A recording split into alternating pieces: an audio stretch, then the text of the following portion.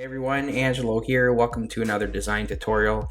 Today we're going to discuss how to add special effects to your Adobe InDesign layouts. So we're going to kind of recreate what I have here on my screen.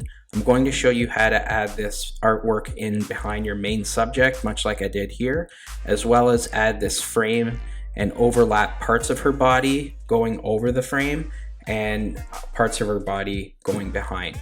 So you almost get that effect as if she's going through the frame itself. So let's get started here. As you can see, I've already set up my document. It's a web-based document, so it's supposed to be a landing page for a website. We're going to focus on the artwork here, not so much the typography today, but let's focus on this here. So first thing I want to do, I've created another page here, blank page. Hit W on your screen to get your guides back. And I've created guides here that are 4 rows and 6 columns. So again, I can't stress enough setting up guides on your InDesign layouts just to make your workflow that much easier. On my layers palette, I've created multiple layers here. The ones I'm going to focus on just for now is runner. That's my main image, as well as background. I'm going to click on my background layer, go to my rectangle frame tool and draw out a box that will become your background. I've created a swatch here, RGB red. Okay, so I've got my box set up. I've got my background set up, I should say. I'm going to go back to my layers and just lock that layer for now. And let's go up. Now I have this image already saved on my computer, but because I want to just grab the same image, I'm just going to hit Control C or Command C, go back down to my layout and go to my layers. I want to make sure I'm working on my runner layer here. Click on the page, Shift Option Command V, that will paste in place from where I grabbed it. Now that's the shortcut to paste in place. If you want to do it the long way, it's edit, paste in place. So now that I have my runner set up already, I can go ahead and lock that. Okay. Now I want to grab the artwork that I'm going to place behind her. Okay. I'm going to grab it and drop it in, but I want to make sure that I'm working off the right layer here. Smoke. I'm going to grab that piece of artwork and just drag it over here.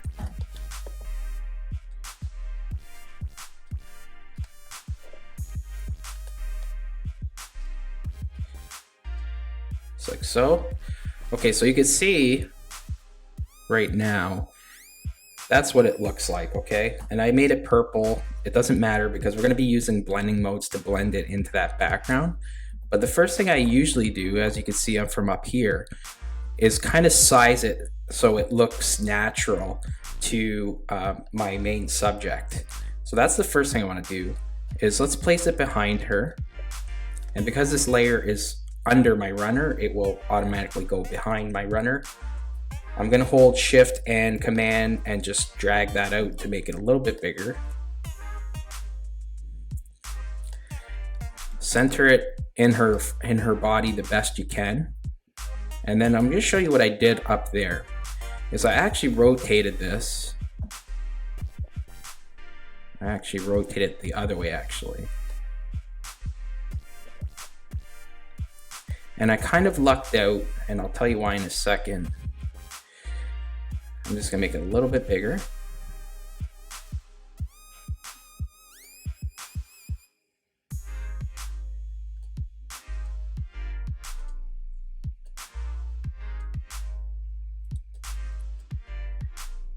The reason I lucked out with this is because the way this shape of this artwork is actually flows nicely with the way she is running. Okay, so you see the flow from the smoke back there, and her arm kind of go in the same direction, and same goes back here. So if I kind of tilt that up, and then I'm just gonna make it just a little bit bigger, and then let's move it up a bit, and then you can use your arrow keys up or down to kind of adjust it to your liking. but that's pretty close to what I have. And the cool thing about this is her facial features and the cutout of this part of the artwork kind of go hand in hand, which even makes this flow even nicer. So now that I have my artwork selected still, now I'm going to go to my effects palette and I'm just going to make it multiply. So that blends that artwork right into your background. You can play with the opacity. I think up top I used 80%, but that will change depending on your specific layout and your specific project. What I did up top as well is I duplicated this, so you could do Control C or Command C and then paste in place again, and it will make that image a little bit darker, but you can also shift it to the side a bit just to add a little bit more depth to that. And what you can do again is just rotate it the other way. So you're strengthening that piece of artwork by adding more depth to it, and you're increasing the fact that you're making your main subject come out and pop out a little bit more as well. Okay, so if I take my guides off, that's kind of the effect that I have so far. So Control C, and then you can move this to how you want it. Again, I'm looking at this area here because that's a good flow right there. See how that extends to her arm, and everything just flows nicely with that shape. Okay, so now I can go ahead and go back to my layers and let's lock smoke. Okay, so I can't move any of that, and let's work off of graphics. Actually, let's keep on the smoke. Let's stay on the smoke layer. What I'm going to do now is put my guides back on, and I'm going to grab my rectangle frame tool again, and I'm just going to roughly draw out another box here, something like that. And I'm also going to change the stroke weight to 1 on that and make the swatch color white.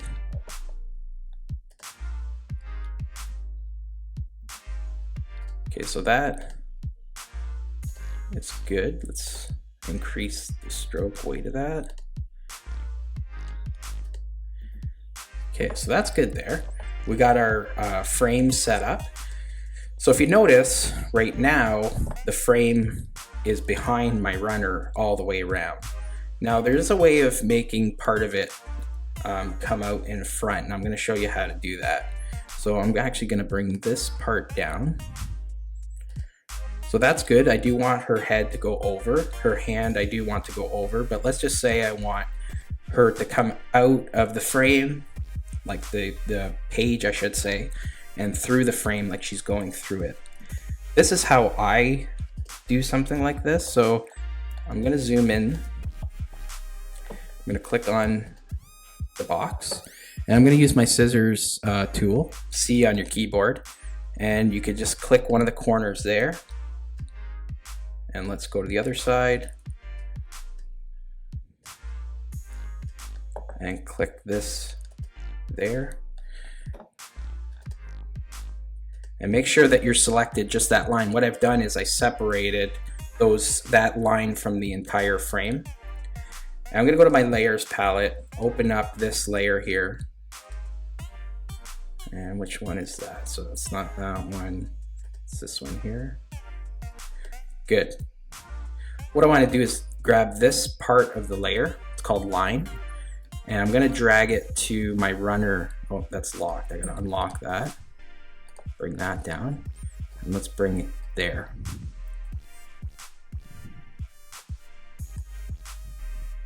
Okay, so as you can see, now that line is ahead, and this line here is separated from my overall frame.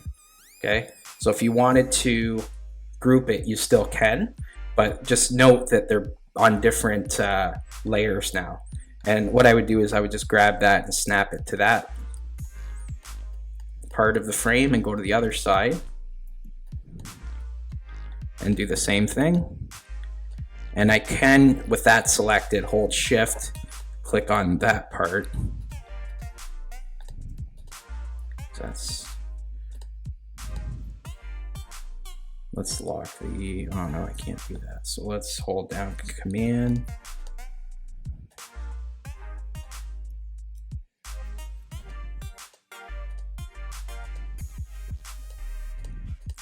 So you'd have to move your image to get to that point to lock or to group them both together, okay?